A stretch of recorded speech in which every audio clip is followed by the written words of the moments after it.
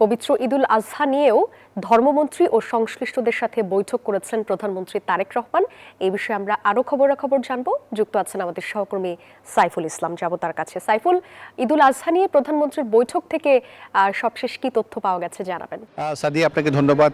সচিবালয়ে প্রধানমন্ত্রী আগামী পবিত্র ঈদুল আজহা নিয়ে সংশ্লিষ্ট মন্ত্রীদের সঙ্গে প্রায় 2 ঘন্টা বৈঠক করেছেন এবং এই বৈঠক শেষে স্বরাষ্ট্রমন্ত্রী সালাউদ্দিন আহমেদ তিনি গণমাধ্যমের সঙ্গে কথা বলেছেন। তিনি জানিয়েছেন যে বৈঠকে প্রধানমন্ত্রী আগামী ঈদ যাত্রা নিরাপদ ও ভোগান্তিহীন করতে সবাইকে নির্দেশ দিয়েছেন এবং তিনি বলেছেন যে আগামী ঈদের 7 দিন আগে থেকেই মহাসড়কের পাশে যেসব ট্রমা সেন্টার এবং সরকারি হাসপাতাল রয়েছে সেসব ট্রমা সেন্টার হাসপাতালগুলোকে প্রস্তুত রাখা হবে যাতে কোনো ধরনের দুর্ঘটনা হলে সেখানে দ্রুত রোগীদের নিয়ে যাওয়া সহজ হয়।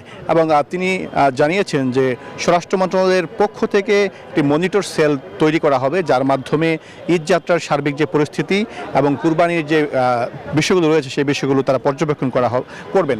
এবং স্বরাষ্ট্রমন্ত্রী জানিয়েছেন যে বৈঠকে প্রধানমন্ত্রী নির্দেশ দিয়েছেন যে কুরবানির যে বর্জ্য রয়েছে তা 12 ঘন্টার মধ্যে অপসারণ করতে হবে এবং পাশাপাশি তিনি যে চামড়া শিল্প রয়েছে সেই চামড়া শিল্পের জন্য চামড়ার যে সংরক্ষণ সেই প্রক্রিয়া সহজ করার জন্য তিনি নির্দেশ দিয়েছেন এবং পাশাপাশি কুরবানির যে পশুর হাট সেটি মহাসড়কের উপর স্থাপন না করতে এবং রেল লাইনের কাছে না তৈরি করতে কিন্তু নির্দেশ দিয়েছেন। এবং পবিত্র ঈদে যারা ফেরিতে পারাপার করবেন সেই ফেরিতে পারাপারের সময় যেসব বাস ফেরিতে উঠবে সেসব বাস যাতে যাত্রীদেরকে নামিয়ে ফেরিতে ওঠানামা করে সে বিষয়ে কিন্তু নির্দেশনা দেওয়া হয়েছে এবং যদি কেউ এই নিয়ম ব্যত্যয় করে তাহলে কিন্তু সেই বাসের কিন্তু লাইসেন্স বাতিল করা হবে, সেটি কিন্তু স্বরাষ্ট্রমন্ত্রী জানিয়েছেন।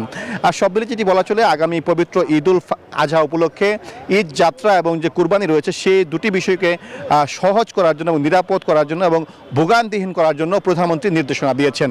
এই ছিল আমার কাছে সচিবালয় থেকে সরাসরি। সাইফুল, ধন্যবাদ আপনাকে।